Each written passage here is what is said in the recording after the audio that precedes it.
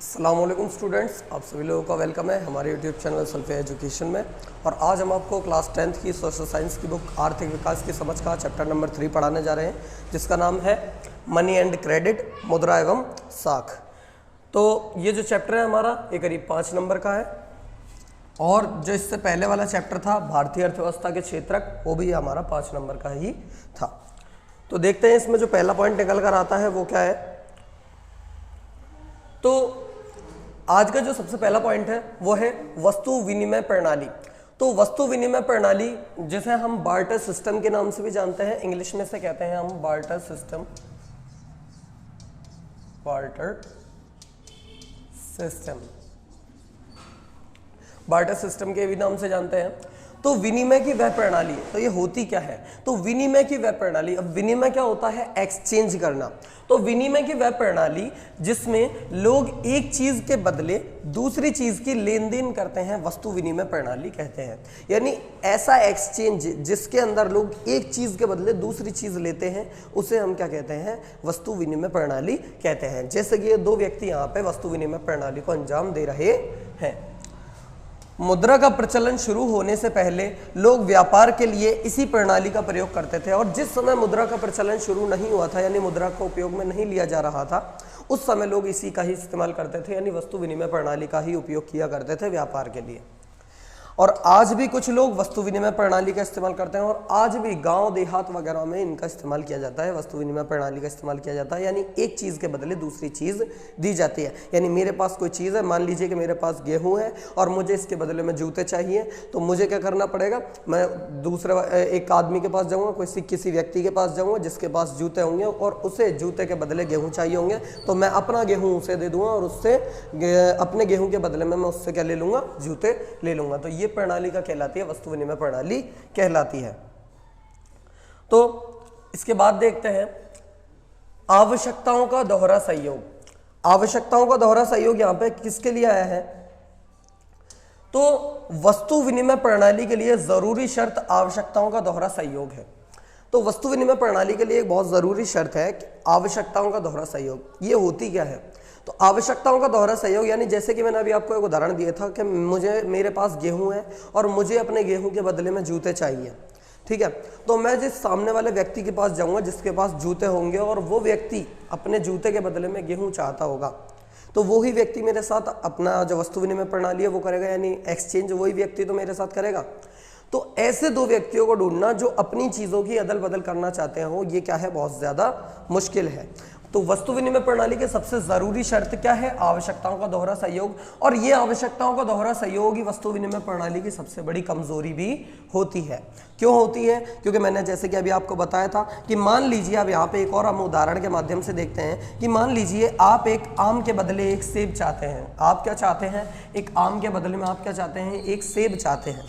तो ऐसी स्थिति में आपको किसी ऐसे व्यक्ति को ढूंढना होगा जिसे अपने सेब के बदले एक आम चाहिए हो। तो ऐसी स्थिति में आपको किसी ऐसे व्यक्ति को ढूंढना होगा जिसे अपने सेब के बदले में क्या चाहिए होगा, एक आम चाहिए होगा। वही व्यक्ति तो आपके साथ एक्सचेंज करेगा। तो ऐसे दो व्यक्तियों को ढूंढना, यानी ऐसे दो लोगों को ढूंढना जो एक दूसरे की चीजों की अदल बदल करना चाहते हैं, यह आसान काम नहीं है। यानी ऐसे दो व्यक्तियों को ढूंढना जो एक दूसरे की चीज की अदल बदल करना चाहते हैं, यह बहुत ज्यादा मुश्किल काम था। इसीलिए इसको क्या बताया जाता है, आवश्यकताओं के दोहरे सहयोग को वस्तु विनिमय प्रणाली की सबसे बड़ी कमी और सबसे बड़ी शर्त भी इसीलिए बताया जाता है। तो देखिए इसके बाद है हमारा पॉइंट, वो है मुद्रा। अब हम देखेंगे कि वस्तु विनिमय प्रणाली के बाद ऐसी क्या चीज आई जिसने इस काम को आसान बनाया, आवश्यकताओं के दोहरे सहयोग से छुटकारा दिलाया। वो थी हमारी क्या, मुद्रा, जिसका वर्तमान समय जिसे हम कहते हैं पैसा, और जिस पैसे का आज हम इस्तेमाल कर रहे हैं, ठीक है। अगर आसान शब्दों में आप इसे बोलना चाहें तो पैसा भी बोल। मुद्रा एक माध्यम है जिसके जरिए हम किसी भी चीज को विनिमय द्वारा प्राप्त कर सकते हैं। मुद्रा क्या है, एक ऐसा माध्यम है जिसके जरिए हम किसी भी चीज को विनिमय द्वारा प्राप्त कर सकते हैं। यानी मुद्रा के साथ हम किसी भी चीज को खरीद सकते हैं। यानी अगर हमारे पास मुद्रा है तो हम किसी भी चीज को मार्केट में जाकर, बाजार में जाकर खरीद सकते हैं, विनिमय कर सकते हैं। मुद्रा को दे दीजिए और वो आपको उस चीज को दे देगा। दूसरे शब्दों में यदि हम कहें तो मुद्रा के बदले हम जो चाहें खरीद सकते हैं। और यदि हम आसान शब्दों की बात करें तो आसान शब्दों में कहें तो हम मुद्रा के बदले में क्या कर सकते हैं, जो हमारा मन चाह रहा है हम वो चीज क्या कर सकते हैं, खरीद सकते हैं। मुद्रा के तौर पर सबसे पहले सिक्कों का प्रचलन शुरू हुआ। जो मुद्रा के तौर पर सबसे पहले किस चीज का, अब हमारे दिमाग में प्रश्न बन के आएगा सर अभी तो हम किसका इस्तेमाल करते हैं, कागज के नोटों का, कागज के नोटों का ज्यादा इस्तेमाल करते हैं। तो पहले क्या नोट ही बनाए गए थे क्या, ऐसे नहीं। पहले क्या हुआ था, पहले सबसे पहले सिक्कों का प्रचलन शुरू हुआ था। यानी सबसे पहले मुद्रा के रूप में क्या चलते थे, सिक्के चलाए जाते थे। जैसे कि हम मुगल कालीन सिक्के वगैरह हम मिल जाते हैं हमें। तो सबसे पहले सिक्कों का प्रचलन शुरू हुआ था। शुरू में सिक्के किसके बनाए जाते थे, अब सिक्के शुरू में डायरेक्ट, जैसे कि हम सुनते हैं कि पहले स्वर्ण मुद्राएं हुआ करती थी, सोने की मुद्राएं हुआ करती थी, चांदी की मुद्राएं हुआ करती थी। तो क्या ऐसा वास्तविक तौर पर था क्या, बिल्कुल ऐसा ही था। पहले जो सिक्के बनाए जाते थे किसके बनाए जाते थे, सोने व चांदी जैसी महंगी धातुओं से बनाए जाते थे। जो पहले के समय में सिक्के बनाए जाते थे वो सोने और चांदी जैसी महंगी धातुओं से बनाए जाते थे। फिर उसके बाद देखते हैं कि क्या हुआ है ऐसा कारक जिससे क्या हुआ, फिर बाद में जो सिक्के हैं आज के समय में हम देखते हैं लोहे पीतल वगैरह से बनते हैं ना, तो ऐसा क्या कारण हुआ कि वो सोने चांदी से सिक्के लोहे पीतल में बनने लग गए। तो क्या कारण था इसका, ये देखते हैं हम यहाँ पे। तो जब महंगी धातुओं की कमी होने लगी, अब सीधी सी बात है, जो सोना चांदी था वो शुरू से ही मूल्यवान धातु हुआ करती थी। बहुत पहले से ही जो सोना चांदी था वो मूल्यवान धातुओं में गिना जाता था। तो क्या था, लोग इनको अपने पास रखने लग गए थे। मतलब लोगों ने जो सोने चांदी की मुद्राएं थी उनको अपने पास रखना शुरू कर दिया। तो इससे क्या होने लगी, इनकी कमी होने लगी। और सीधी सी बात भी है, जो महंगी धातु है वो हमारी जो ज़मीन है उसके अंदर बहुत कम है। तो महंगी धातुओं की जब कमी होने लगी तो साधारण धातुओं से सिक्के बनाए जाने लगे। यानी किस किस से बनने लगे, लोहे से सिक्के बनने लगे और तांबे जैसी धातुओं से सिक्के बनने लगे। बाद में सिक्कों के स्थान पर कागज के नोटों का इस्तेमाल होने लगा और बाद में धीरे धीरे करके सिक्कों के स्थान पर किसका इस्तेमाल होने लगा, नोटों का इस्तेमाल होने लगा। और क्या बताया जा रहा है, आज भी कम मूल्य वाले सिक्के इस्तेमाल किए जाते हैं। यानी वर्तमान समय में भी कम मूल्य वाले सिक्के इस्तेमाल में लिए जाते हैं। जैसे कि हम देख सकते हैं 1 रुपये का सिक्का हमें बाजार में मिल जाता है, 2 रुपये का सिक्का हमें बाजार में मिल जाता है, यहाँ तक कि 5 रुपये का सिक्का भी हमें मिल जाता है, 5, 10, 20 रुपये के सिक्के भी हमें बाजार में मिल जाते हैं। लेकिन जो बड़े हमें देखेंगे, बड़े मुद्रा के रूप में हमें, बड़ी मुद्रा के रूप में हमें क्या देखने को मिलेंगे, नोट। क्या देखने को मिलेंगे, कागज के नोट।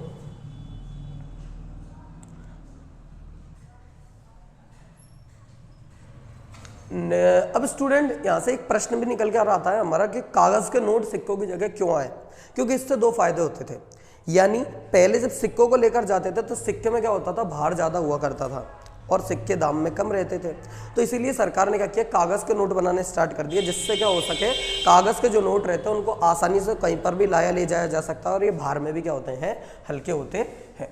तो अब देखेंगे सिक्कों और नोटों को कौन, मतलब बनाता कौन है। अब हमारे दिमाग में प्रश्न बनेगा क्या कौन बनाता है, मतलब जो सिक्कों और नोटों का निर्माण होता है किसके द्वारा होता है, कौन इसका निर्माण करता है, कौन इन्हें जारी करता है। तो सिक्कों और नोटों को सरकार द्वारा अधिकृत एजेंसी द्वारा जारी किया जाता है। यानी सरकार जिस एजेंसी को ये काम सौंप देती है सिक्के और नोट बनाने का, वही एजेंसी इस काम को कर सकती है। यानी वही कंपनी इन काम को कर सकती है, अन्यथा कोई भी कंपनी इस काम को नहीं कर सकती। वो गैर कानूनी होगा अगर कोई नोट बनाएगा तो कौन करती है, सरकार के द्वारा अधिकृत एजेंसियां करती है सिक्के और नोट बनाने का काम। यहाँ तक हमें ये तो समझ में आ गया। अब हमारे दिमाग में एक और प्रश्न बनेगा कि भारत में कौन बनाता है। भारत में जो नोट और सिक्के हैं इन्हें जारी किसके द्वारा किया जाता है। तो बच्चों ये ध्यान में रखना, ये एक महत्वपूर्ण है, इसको अंडरलाइन जरूर कीजिएगा कि भारत में रिजर्व बैंक ऑफ इंडिया, क्या है भारत में, रिजर्व बैंक ऑफ इंडिया जो है वो क्या करती है, इन नोटों व सिक्कों को जारी करती है। कौन है जो हमारे भारत में, रिजर्व बैंक ऑफ इंडिया है, भारतीय रिजर्व बैंक है, ये क्या करती है, सिक्कों और नोटों को जारी करती है। तो एक चीज और यहां से ध्यान में रखना, जो रिजर्व बैंक ऑफ इंडिया थी उसका गठन कब हुआ था, 1 अप्रैल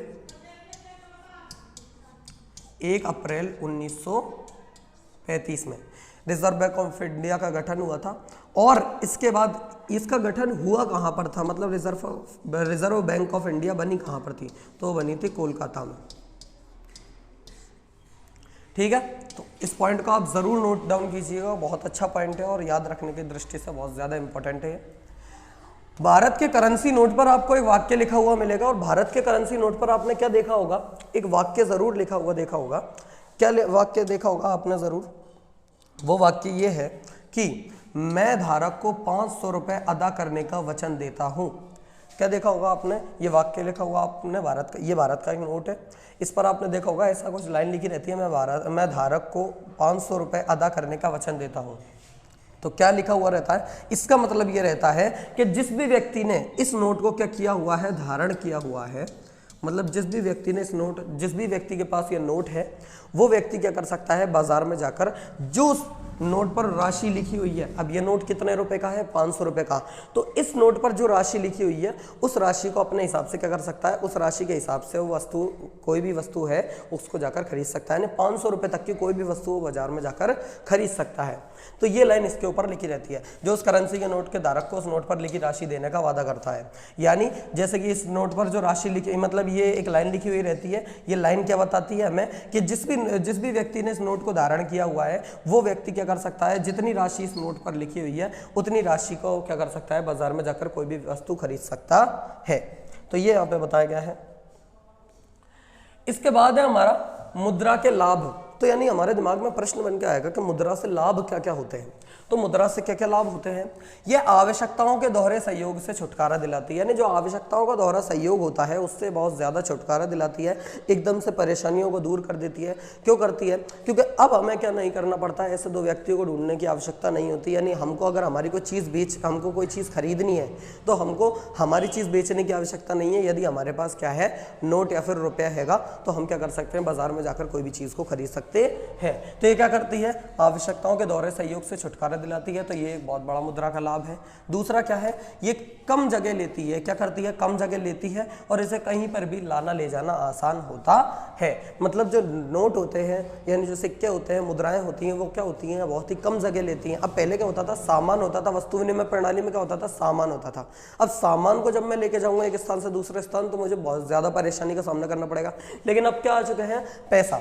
तो अब पैसे को मैं क्या कर सकता हूँ, एक स्थान से दूसरे स्थान पर बहुत ही आसानी से लाया ले जाया जा सकता है। मतलब मैं भी बहुत आसानी से ला सकता हूं और ले जा भी सकता हूं। आधुनिक युग में कई ऐसे माध्यम उपलब्ध हैं और वर्तमान समय में जो आधुनिक युग चल रहा है इसमें क्या है, बहुत सारे ऐसे माध्यम उपलब्ध हैं जिनकी वजह से अब करेंसी नोट को भौतिक रूप से ढोने की आवश्यकता नहीं है। यानी अब ऐसे रूप आ चुका है, मतलब आधुनिक युग में, जिसमें इन नोटों को भी, यानी जो पैसा है ना, उसको ढोने की भी आवश्यकता नहीं है। आप नोट, सिक्के कुछ भी हाथ में उठाओ ही मत।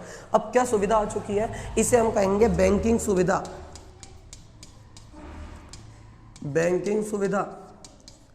तो बैंकिंग सुविधा वर्तमान समय में क्या हो चुकी है, आ चुकी है, जिसके जरिए हम क्या कर सकते हैं कि हमको पैसे ढोने की आवश्यकता नहीं है और हम क्या कर सकते हैं, बड़ी ही आसानी से कहीं पर भी जाकर हम पैसे को निकाल सकते हैं जहां पर भी हमें जरूरत पड़े। इसके अलावा गूगल पे और फोन पे जैसी भी कंपनियां हैं जो हमें क्या करती हैं, तुरंत रूप से पैसों को प्रदान कर देती हैं। यानी हम कहीं पर भी जाकर एक QR कोड होता है जिसको हम स्कैन करते हैं और उसके बाद हमारे बैंक खाते से उसके बैंक खाते में जो हमें राशि हमने लिखी है वो राशि उसके खाते में पहुंच जाती है। तो यही यहाँ पर बताया गया है। अब हम पढ़ेंगे बैंक में निक्षेप या जमा। तो बैंक में निक्षेप क्या होता है, निक्षेप से कहते हैं डिपॉजिट, और निक्षेप, डिपॉजिट क्या होता है, डिपॉजिट से कहते हैं हम जमा। तो निक्षेप और जमा दोनों एक ही शब्द है, आप कंफ्यूज मत होइएगा। अपनी दैनिक आवश्यकताओं के लिए हमें बहुत कम करेंसी नोट की आवश्यकता पड़ती है। अब सीधी सी बात है, जितना हमारे पास पैसा है हमें डेली उतने पैसे की आवश्यकता पड़ती है क्या, नहीं पड़ती। सीधी सी बात है, हमारी दैनिक आवश्यकता के लिए हमें कितने पैसे की आवश्यकता पड़ेगी, एक बहुत थोड़े पैसे की आवश्यकता पड़ेगी। सीधी सी बात है, हमें बहुत थोड़ा सा ही तो सामान खरीदना होता है हमारे दैनिक दिनचर्या का, आटा, साबुन, तेल वगैरह, तो इनके लिए हमें बहुत थोड़े पैसे की आवश्यकता होती है।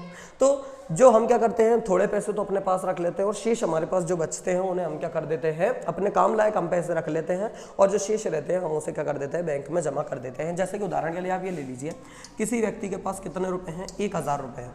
अब उसका दिन के जो दैनिक दिनचर्या का सामान आता है वो 100 रुपए आता है, तो शेष जो 900 रुपए बचेंगे वो क्या कर देगा, इसे बैंक में जमा कर देगा। किस में जमा कर देगा, ये जो बैंक है इसमें जमा कर देगा। बाकी राशि लोग अक्सर बैंकों में निक्षेप या जमा के रूप में रखते हैं। जो शेष राशि बची तो इस व्यक्ति ने क्या करा, बैंक में जमा कर दिया उसको। बैंक में जमा धन सुरक्षित रहता है और बैंक में जो धन जमा रहता है वो क्या रहता है, सुरक्षित रहता है। यानी बैंक में हम जो भी पैसा रखते हैं वो कैसा रहता है, सुरक्षित रहता है और उस पर हमें क्या मिलता है, ब्याज भी मिलता है, इंटरेस्ट मिलता है हमें उस पर। लोग अपनी ज़रूरत के हिसाब से अपने बैंक खाते से रुपए निकाल सकते हैं और लोग क्या कर सकते हैं, जब भी उनको आवश्यकता है तब वो क्या कर सकते हैं, अपने पैसे आसानी से निकाल सकते हैं।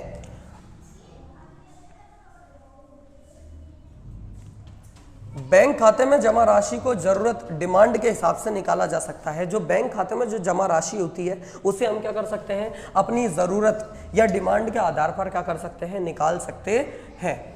इसीलिए इन खातों में के निक्षेप को, यानी इसीलिए इन खातों में जो जमा पैसे रहते हैं, यानी इसीलिए इन खातों में जो जमा रहते हैं पैसे, डिपॉजिट पैसों को क्या कहा जाता है, डिमांड डिपॉजिट कहा जाता है।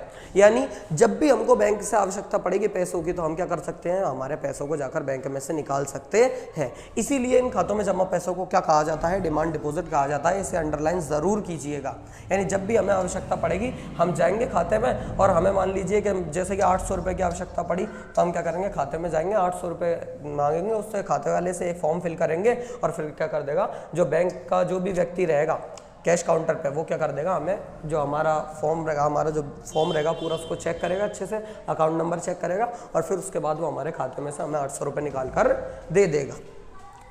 लोग अपना बकाया भुगतान करने के लिए चेक का इस्तेमाल भी करते हैं और बहुत सारे लोग क्या करते हैं, अपना बकाया भुगतान करने के लिए एक सुविधा और होती है, यानी जो क्या होता है, डिमांड डिपॉजिट होता है, यह हमें एक और सुविधा प्रदान करता है। ये सुविधा होती है चेक की। किसकी सुविधा होती है, चेक की। आपने बहुत सारे लोगों को देखा होगा, चेक मिला है, चेक मिला है, चेक दिया, चेक देते हैं वो इधर से उधर, वो कहते हैं हमें यहाँ पे पैसे जमा कराना है तो हमें चेक देना पड़ेगा। तो ये सारी बातों को आपने करता देखा होगा। तो चेक होता क्या है, तो ये जो डिमांड डिपॉजिट होता है इससे ये एक सुविधा और प्रदान करता है जिसे हम कहते हैं चेक। चेक क्या काम करता है, चेक के ऊपर यहाँ पे हम उस व्यक्ति का नाम लिखते हैं जिसको हमें पैसा देना है, जिसे हमें क्या करना है, पैसा देना है। हम उस व्यक्ति का नाम लिखेंगे या फिर उस संस्था का नाम लिखेंगे। किसका नाम लिखेंगे, या तो उस व्यक्ति का नाम लिखेंगे या तो हम किसी एक व्यक्ति को देंगे पर्टिकुलर, या फिर हम क्या करेंगे, किसी संस्था को देंगे पैसे। तो या तो हम उस व्यक्ति का नाम लिखेंगे या उस संस्था का नाम लिखेंगे। नीचे हम क्या करते हैं, जो देनी है हमें, यानी जो राशि हमें जमा करानी है उस राशि को हम यहाँ पर लिखेंगे। यानी हम क्या करेंगे, नीचे हम उस राशि को लिखेंगे। इसके बाद हम क्या करते हैं, इसके बाद हम क्या करेंगे, इसके बाद यहाँ पर हम क्या करेंगे, दिनांक लिखेंगे एक। उसके बाद हम यहाँ पे क्या करेंगे, हमारी जो हमने राशि भरनी है उसे हम किस में लिखेंगे, अंकों में लिखेंगे। यहाँ पर राशि को हम शब्दों में लिखेंगे। इसके बाद यहाँ पर हम क्या करेंगे, अपना अकाउंट नंबर लिखेंगे। इसके बाद क्या करेंगे, हम यहाँ पर अपना जो भी अकाउंट का होल्डर होगा, यानी मान लीजिए मैं चेक दे रहा हूँ किसी व्यक्ति को, तो क्या करूँगा, मैं अपने साइन करूँगा। आ रही है आपके पास समझ में, यही यहाँ पर करना होता है। चेक पर भुगतान पाने वाले व्यक्ति या संस्था का नाम होता है, भुगतान की जाने वाली राशि को लिखना होता है। ये सारे काम चेक पर करने होते हैं। इसके अलावा देखेंगे और क्या क्या करना होता है। उसके बाद चेक जारी करने वाले व्यक्ति को चेक के नीचे हस्ताक्षर करना होता है, जैसा कि मैंने अभी आपको बताया। इसके अलावा डिमांड ड्राफ्ट डीडी के जरिए भी भुगतान किया जा सकता है। ध्यान रखिएगा, ये डिमांड डिपॉजिट नहीं है, ये डिमांड ड्राफ्ट है, जिसे डीडी के नाम से भी जाना जाता है। अब डिमांड ड्राफ्ट और डिमांड डिपॉजिट में क्या फर्क होता है, डिमांड डिपॉजिट एक सुविधा है और डिमांड डिपॉजिट ही ये सुविधा हमें प्रदान कर रही है। किसकी, डिमांड ड्राफ्ट या चेक की सुविधा। डिमांड ड्राफ्ट और चेक अलग अलग होते हैं। ये दिखने में हूबहू चेक जैसा ही लगता है, परंतु इसमें होता क्या है, डिमांड ड्राफ्ट को बैंक से खरीदा जा सकता है। यदि आपको डिमांड ड्राफ्ट चाहिए तो आप क्या कर सकते हो, बैंक से जाकर जैसे चेक प्राप्त करते हैं ऐसे ही आप क्या कर सकते हो, डिमांड ड्राफ्ट को खरीद सकते हो। ये दिखने में चेक की तरह ही होता है और ये दिखने में कैसा होता है, बिल्कुल हूबहू चेक की तरह ही दिखाई देता है। डिमांड ड्राफ्ट पर भुगतान की जाने वाली राशि, भुगतान पाने वाले व्यक्ति या संस्था का नाम और बैंक अधिकारी के हस्ताक्षर होते हैं। यानी डिमांड ड्राफ्ट होता बिल्कुल किसकी तरह, चेक की तरह। इसके ऊपर लेकिन क्या होता है, इसके ऊपर ये चीजें बाकी सारी तो चेक के समान ही होती है, लेकिन लास्ट में जो यहाँ पर किसका नाम लिखा, यहाँ पे किसके हस्ताक्षर हुए थे, अकाउंट होल्डर के, यानी जिसका अकाउंट है, जो पैसे दे रहा है चेक में, जिस व्यक्ति को दे रहा है, तो जिसका जो चेक है वो अपने साइन करेगा यहाँ पे। लेकिन डिमांड ड्राफ्ट के अंदर किसके हस्ताक्षर होते हैं, बैंक के अधिकारी के। किसके हस्ताक्षर होते हैं, बैंक के अधिकारी के हस्ताक्षर होते हैं। और ये डिमांड ड्राफ्ट काम कहाँ पर आते हैं, जैसे कि कोचिंग संस्थाएं होती है बड़ी बड़ी, बहुत सारी जगह सरकारी ऐसी जगह होती हैं जहाँ पर हमें जैसे कि किसी व्यक्ति को अपना लोन भरना है, तो ये सारे जब क्या करते हैं चेक सुविधा नहीं देते हैं, ये क्या करते हैं डिमांड ड्राफ्ट की सुविधा देते हैं, यानी डिमांड ड्राफ्ट उनको देना पड़ता है। तो उम्मीद है आपको ये सारी चीज़ समझ में आई होगी। तो यही होता है हमारा demand draft. Demand draft cheque से किस प्रकार से भिन्न होता है, बस एक चीज़ का फर्क होता है, बाकी पूरा चेक की चेक बिल्कुल तरह होता है। बस क्या होता है लास्ट में इसके अंदर ये फर्क होता है कि डिमांड ड्राफ्ट जो होता है हमारा वो क्या करता है, हमें उसमें बस हमें एक सिग्नेचर करने होते हैं लास्ट में, जैसे कि चेक में हम खुद के सिग्नेचर करेंगे, लेकिन डिमांड ड्राफ्ट में जो सिग्नेचर होंगे किसके होंगे, बैंक के अधिकारी के होंगे। तो स्टूडेंट्स उम्मीद है आपको ये वीडियो अच्छी लगी होगी। अगर हमारी वीडियो अच्छी लगी है तो हमारी वीडियो को लाइक कीजिएगा, कमेंट कीजिए, हमारे चैनल को सब्सक्राइब कीजिएगा। तब तक के लिए अस्सलाम वालेकुम।